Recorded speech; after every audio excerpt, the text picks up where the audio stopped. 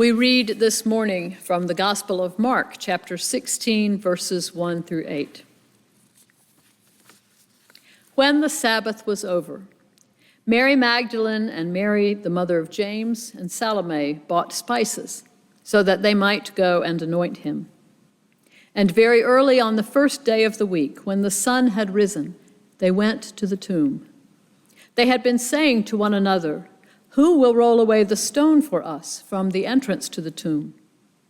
When they looked up, they saw that the stone, which was very large, had already been rolled back. As they entered the tomb, they saw a young man dressed in a white robe sitting on the right side, and they were alarmed. But he said to them, "Do not be alarmed. You are looking for Jesus of Nazareth, who was crucified. He has been raised. He is not here. Look, there is the place they laid him. But go, tell his disciples and Peter that he is going ahead of you to Galilee. There you will see him, just as he told you." So they went out and fled from the tomb, for terror and amazement had seized them, and they said nothing to anyone, for they were afraid.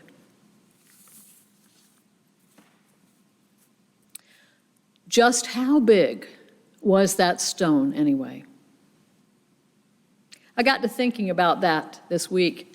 It started when I was reading the previous verses, which describe how Joseph of Arimathea cared for the body of Jesus, how he wrapped it in linen, how he laid it in a garden tomb, and then, according to the Gospel of Mark, how he rolled the stone in front of the door.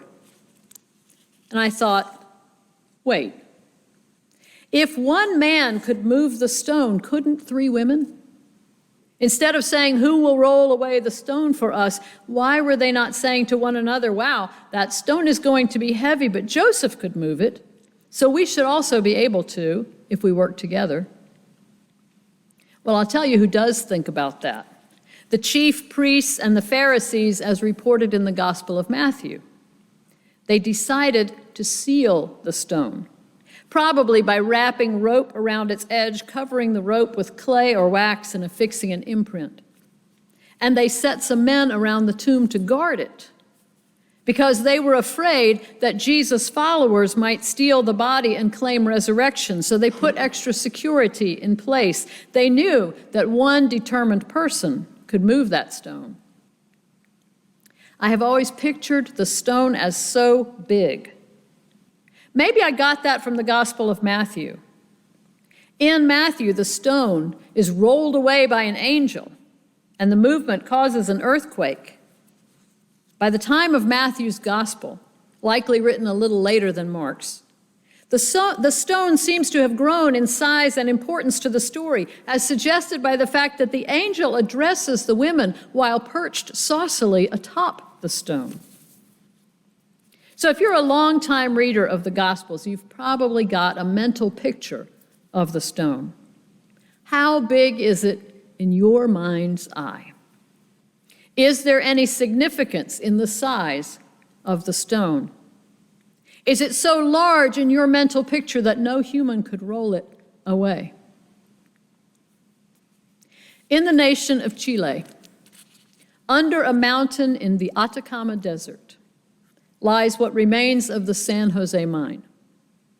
The tallest building in the world measures about 2,700 feet. The San Jose mine was about as deep as that building is tall. The drive from the mine's entrance down the long, circling ramp to its lowest point was about 4 miles. In a pickup truck, it would take you about 40 minutes. On August 5th, 2010, that mine collapsed. I'm quoting here from a New Yorker article by Hector Tobar.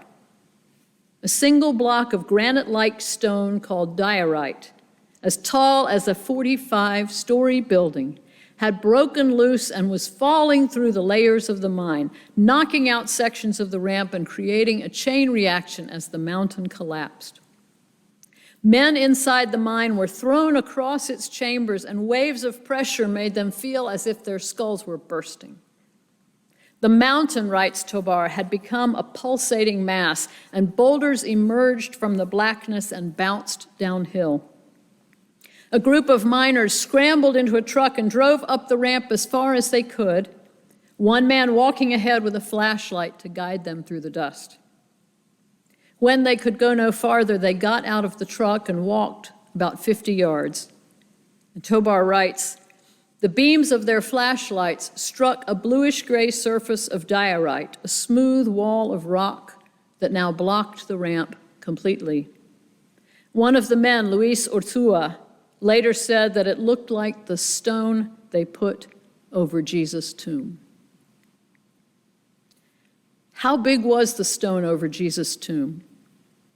Maybe it depends on where you are, outside the entrance or trapped inside.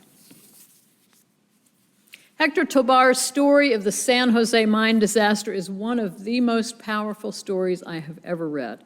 I cannot read it without weeping. And I'm telling you about it this Easter Sunday because it is such a dramatic picture of what it is like to be on the wrong side of the stone, the hell side, where you know the stone is beyond any human power to move.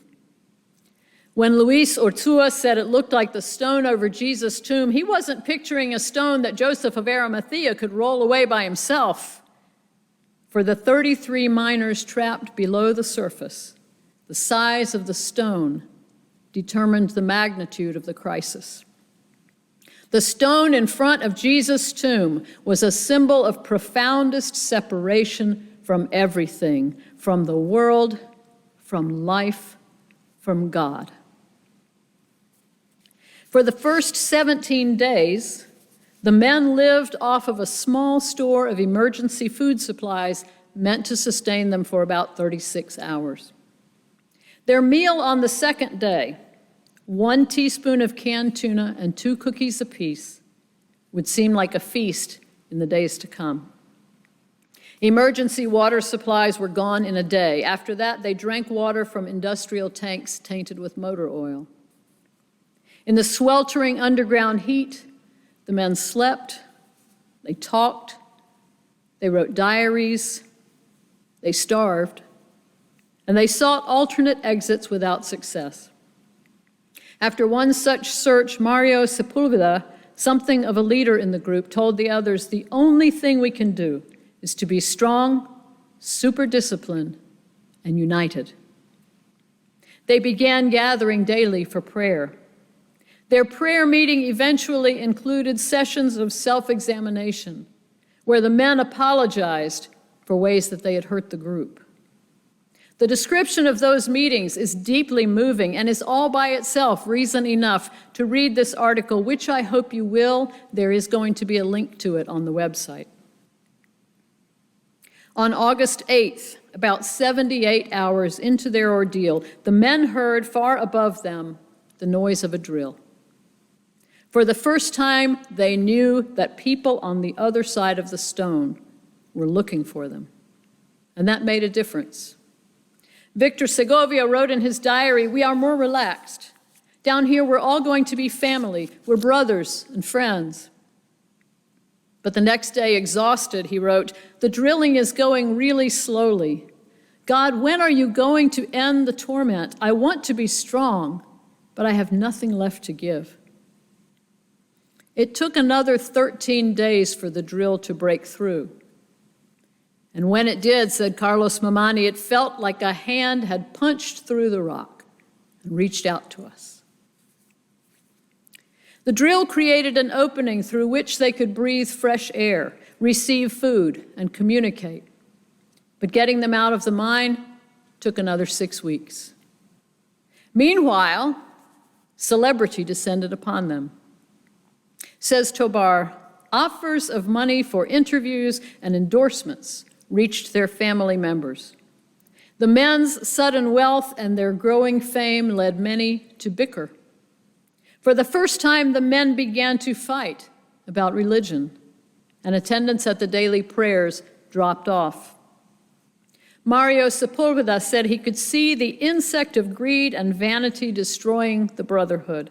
and he descended much deeper into the mine alone to pray that God would make the group as united as they had been before.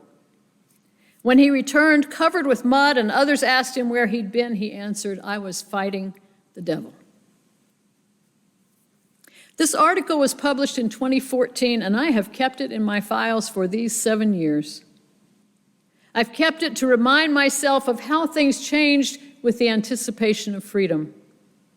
How those miners who had clung to one another for support, who had prayed together daily, who had heard each other calling out in the night as they dreamed of loved ones, who cut canned peaches into fingernail-sized slices and then sacrificed their own share for each other. How this group, at first united in terror and in hope on the wrong side of the stone, began to fight as soon as a hand punched through. I've thought about that especially lately, as our world begins to hope that we may emerge at last from the pandemic. As best I can recall, a year ago, we seemed a whole lot more united than we do right now. Maybe we can understand what Mario Sepulveda means about wrestling with the devil. On October 5th, 2010, all 33 men came out of the mine. On the surface, they learned that freedom from the mine did not make them free. Trauma had its claws in them and did not let go. They had mood swings and nightmares and physical manifestations of their emotional stress. They found it almost impossible to talk about what they had been through. After a year, one of the men asked a relative who was also a miner to take him to work with him down in another mine. Life on the surface felt like too much to handle. Going underground again would put a barrier between himself and that difficult life. Maybe he would feel safer back on the hell side of the stone. That stone in the gospel stories wasn't so big, but no stone of any size was any barrier between Jesus Christ and life. Perhaps the stone in the gospel stories is for us more a reminder of the barriers that we roll into place between ourselves and life. For the miners, the size of that stone truly determined the size of their crisis. But for many of us, the size of our crisis may determine the size of the stone. The more help we need, the bigger the stone we're likely to roll into the path between us and God. If by some miracle a hand punches through, we might just go looking for a bigger stone. And if against all expectations we are rescued, the darkness may persist in calling us back, promising us that life is easier on the hell side. But my brothers and sisters, if that were true, would God have bothered with resurrection? It's interesting what happened to the stone as the gospel stories went on. In Luke and John, the only word about the stone is that it was already rolled away, standing aside for the rest of the story, which in these two gospels is full of personal encounters and instructions for going forward. In Luke, 2 men in white tell the women they should be looking elsewhere for Jesus. Why do you look for the living among the dead? They urge the women to remember the things that Jesus told them. In John, Mary Magdalene encounters the risen Christ outside the tomb, the stone forgotten behind her. On Jesus' instructions, she returns to the disciples bringing a proclamation, "I have seen the Lord." The Gospels came into form at the same time that the early church was developing. And it seems that as Gospels and church developed, the story of Jesus' resurrection moved from who will roll the stone away to what are we supposed to do now? Now that we know Jesus lives, now that the barrier between life and death is gone. And the scriptures answer, seek Jesus. Remember what he told you. Tell people you have seen him. Never mind the barrier you think is in your way. Never mind the size of that stone. The stone is gone. And you don't even have to ask who rolled it away. Just stop looking for life on the wrong side of it. God has brought about a resurrection. Christ is alive, and so are you. Hallelujah. Amen.